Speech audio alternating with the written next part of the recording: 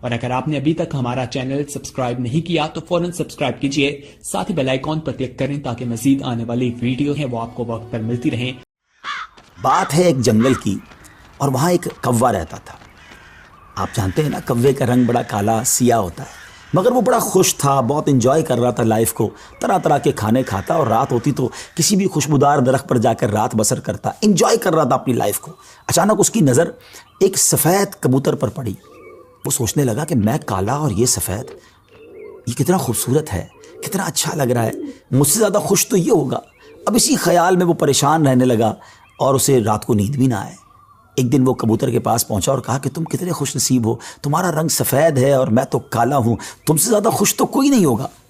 कबूतर ने कहा पहले मैं भी यही समझता था, लेकिन जब मैंने तोते को देखा तो मैं हैरान हो गया कि तोते के तो दो रंग हैं, मेरे पास तो एक ही रंग था।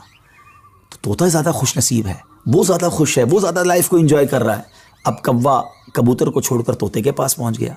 कहा तोते तुम तो ज़्यादा एंजॉय करते होगे, कितने खुश होगे कि तुम्हारे पास तो दो रंग हैं जिस्म पर, तुम्हारी बॉडी बहुत खूबसूरत लगती होगी। तो तोता कहता है कि पहले तो मैं लाइफ को बड़ा एंजॉय करता था कि वाकई मैं बड़ा रंग बिरंगी हूँ, मगर जब मैंने मोर को देखा ना तो मोर तो कई सारे रंग लिए हुए है, इतना खूबसूरत है कि उसको देखकर मुझे लगा कि मैं तो कुछ भी नहीं हूँ।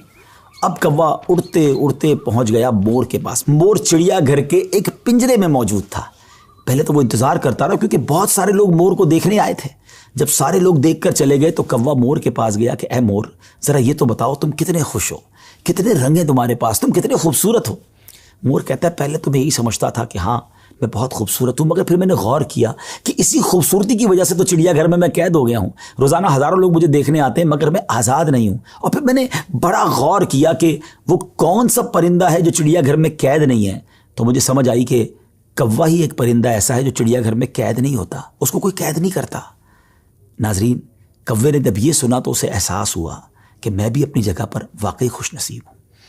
अब यहाँ बज़ाहिर तो ये एक फ़र्ज़ी वाक़या है, लेकिन अगर इसको हम अपनी ज़िंदगियों पर इम्प्लीमेंट करें, अपने बारे में सोचें, हमारे पास बहुत कुछ है, लेकिन जब किसी को हमसे ज़्यादा वाले को हम देखते हैं ना तो हमें अपनी चीज़ें कमतर नज़र आने लगती हैं। अपना घर छोटा लगने लगता है, अपनी मोटरसाइकिल, अपनी गाड़ी, अपनी साइकिल वो हमें बड़ी कमतर लगती है जब किसी की बड़ी गाड़ी देखते हैं, किसी का बड़ा घर देखते हैं, किसी की लाइफ स्टाइल को देखते हैं। जो है उस पर एंजॉय नहीं करते बल्कि उस पर शिकवा करते हैं, नाशुक्री करते हैं। इस तरह ज़िंदगी नहीं गुजरेगी। अगर आप हमेशा अपने से आगे वालों को देखते रहेंगे तो आप परेशान ही रहेंगे। अगर आपने मवाजना करना ही है, कंपैरिजन करना ही है, तो अपने से कमतर लोगों को देखें ना।